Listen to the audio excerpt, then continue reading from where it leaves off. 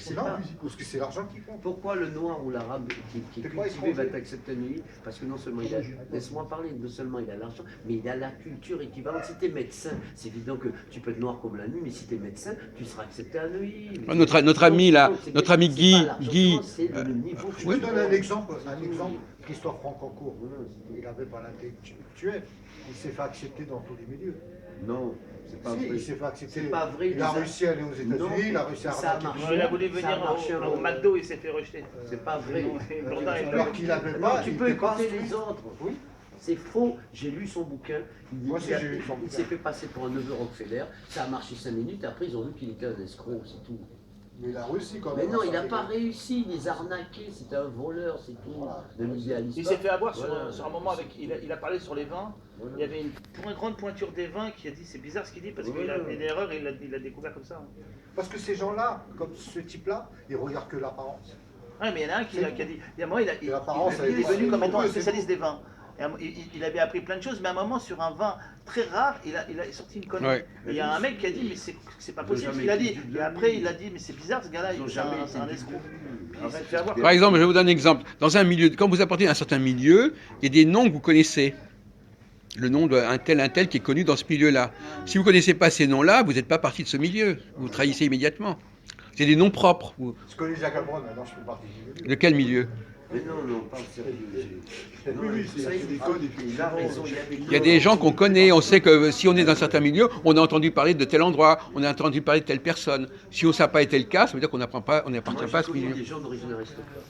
Je ne le suis pas, j'ai un petit peu de sang aristocrate du côté blanc, il y a 3 générations de mon grand-père, on ne peut plus le trouver. Mais moi j'ai connu des jeunes, on a été à Versailles pour une soirée, c'est des fils tu comprends, de la bourgeoisie. Ils appellent ça des raouts, c'est-à-dire des raouts, non des raouts, c'est-à-dire c'est des fêtes entre eux. Des rallyes un peu aussi. Oui, ou des rallyes.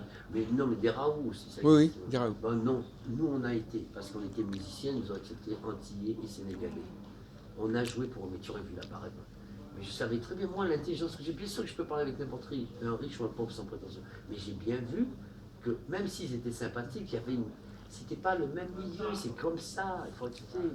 Même si on aurait pu avoir la cote avec une nana, je suis monté dans les étages, il y en a j'étais avec ma copine à moi officielle, mais j'aurais pu être avec une de ces filles bourgeoises qui avait une poitrine comme ça, dans une chambre. Mais ça n'aurait pas duré parce qu'à un moment, les parents t'auraient dit, il faut accepter ça. Je ne me sens pas inférieur à eux, mais ils avaient leur code de fils d'aristocrate de Versailles. Comme il dit, ils ont des noms de naissance, ils savent que c'est le fils d'un tel, le vicomte. Tu ne peux pas lutter contre ça. Ils savent que même s'ils sont nuls à l'école, ils auront un bon poste. C'est comme ça. Non, vous n'êtes pas dessus, hein. Vous voyez bien. Je l'ai vu de mes yeux. Vous n'êtes jamais dessus. Ces gens-là, ils n'ont jamais de problème d'argent. Quel intérêt d'ailleurs? Le problème d'argent, ils ne l'ont pas du premier jour. Même quand vous parlez. Même quand vous parlez, vous n'êtes pas filmé. Ils ne savent pas ce que c'est que 17, 27, ils s'en foutent. On a fait la soirée. Vous savez qu'avec moi, vous allez faire des risques. Oui, c'est la vérité. J'ai vu le. Oui, c'est sûr. Je vois, vous n'avez pas beaucoup. Faut accepter. Nous, on était temporairement là parce qu'ils voulaient une ambiance anti-ano-africaine avec un djembé, tambour, guitare. Mais il a raison, c'était pas du tout le même milieu. Moi, mon intelligence fait que je peux me véhiculer dans plusieurs milieux. Je m'en fous, moi. Moi, je m'intègre dans tous les milieux. C'est des humains pour moi. Mais il y en a d'autres. Je sais qu'il y avait des copains qui n'ont pas le niveau. Je ne suis pas méchant de dire ça. S'ils étaient montés dans les étages, ils auraient volé une montre. Ils auraient volé un disque, ils auraient volé un truc. Moi, je ne l'ai pas fait. Je sais qu'il ne faut pas le faire. Ouais. Il y en a, ils l'auraient fait. C'est comme Stéphane tout à l'heure, il a pris le portable des mecs.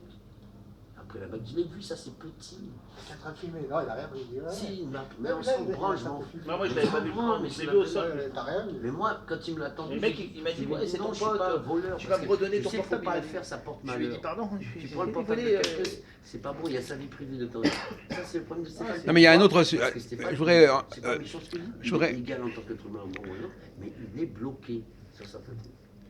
Voilà, c'est tout. La bagarre de tout à l'heure. Un des syndromes de l'étranger, paradoxalement, c'est que l'étranger, il ne veut pas se faire remarquer comme étranger. Donc, il fera pas certaines observations. Par exemple, donc, vous voyez ce que je veux dire? En fin de compte, un étranger, un groupe donné, il va pas vouloir faire de vagues. Parce que s'il pose des questions, il dit, je ne vais pas poser ces questions, parce que si je pose cette question, ça veut dire que je ne connais pas. Le type de souche, lui, il peut se permettre de poser la question. L'étranger, lui, il ne va pas poser la question. Donc, il va rester en retrait. Donc, moi, j'appelle ça l'opposition entre conformisme et réformisme. L'étranger, il va être dans le conformisme. Parce qu'il va essayer, dans la mesure du possible, de montrer qu'il est comme les autres. Le type de souche, lui, il va être dans le réformisme parce que lui, il va montrer que éventuellement, il a une vision critique du groupe. Il n'a pas peur de le dire parce qu'il ne risque pas d'être étranger. Il appartient au groupe. Donc celui qui appartient au groupe, il peut se permettre de faire preuve d'humour. Il peut faire. Qu'est-ce que c'est que l'humour? C'est le type qui fait croire, qui joue, qui fait semblant de ne pas connaître les codes. Mais il le fait exprès. Donc quelqu'un qui est étranger, il ne peut pas faire preuve d'humour, parce que s'il fait preuve de l'humour, ça va se retourner contre lui. On va dire, mais il n'a pas compris. Il n'a pas compris les codes. Donc par exemple, Saïd, il ne peut pas se permettre de faire preuve d'humour, parce que s'il fait preuve d'humour, on va dire, mais voyez bien que vous êtes un étranger, puisque vous n'avez pas compris. Oui,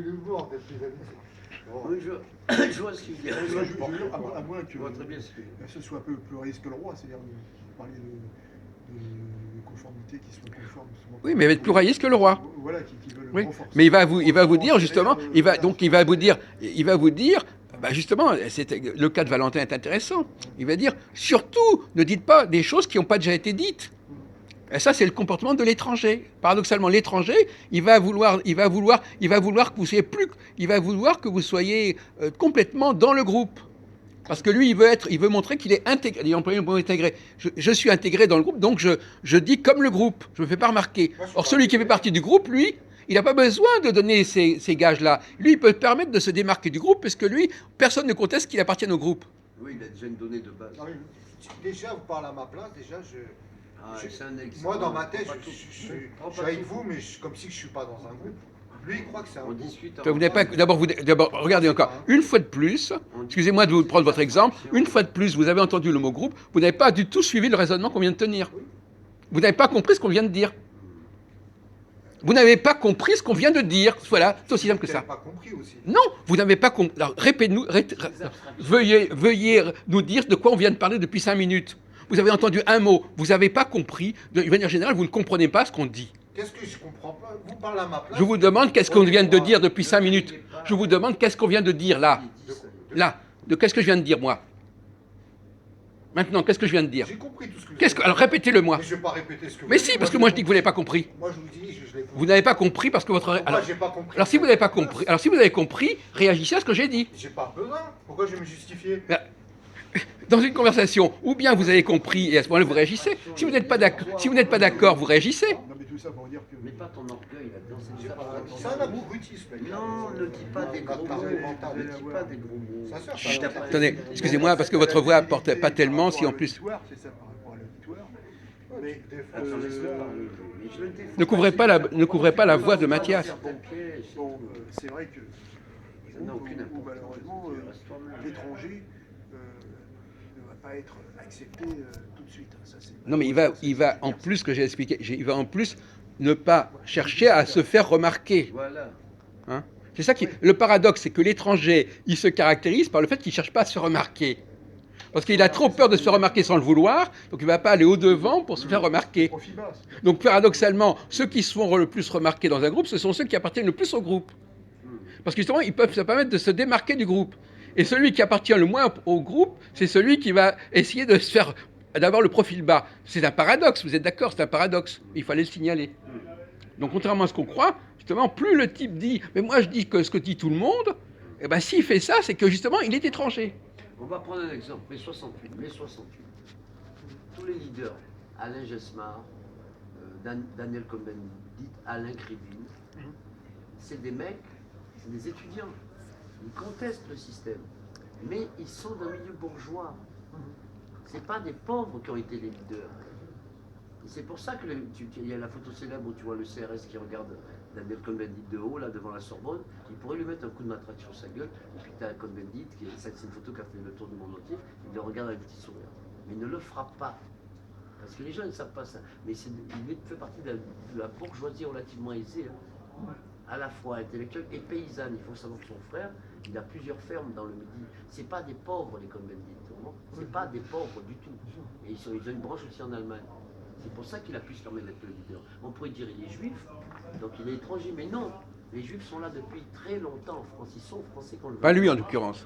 Ils sont là Lui, depuis c'est un juif allemand. Oui, mais il est français aussi.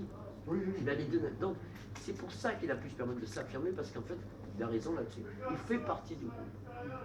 Mais ça aurait été un étudiant arabe, antillais, africain ou même français, mais paysan, fils de paysans pauvres, il n'aurait pas pu certainement. Et d'ailleurs, en plus, qu'est-ce que c'est que l'élite? Quelle est la définition de l'élite?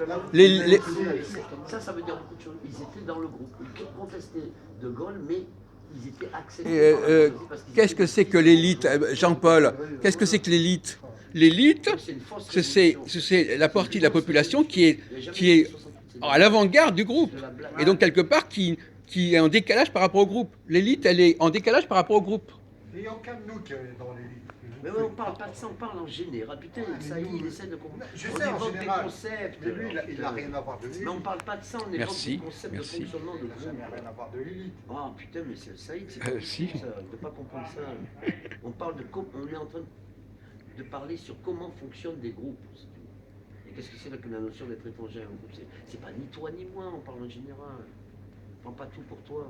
Là, je citais un exemple, lui cite d'autres exemples, c'est la vérité. Il y a des mythes dans les sociétés, par exemple, les 68, ça n'a jamais été une révolution, c'est de la blague. C'est un truc de petit bourgeois à la con. Oui, bien sûr. Et puis De Gaulle, en un mois et demi, il a résolu le problème. Il n'y a rien eu en 68, c'est de la blague. Ouais.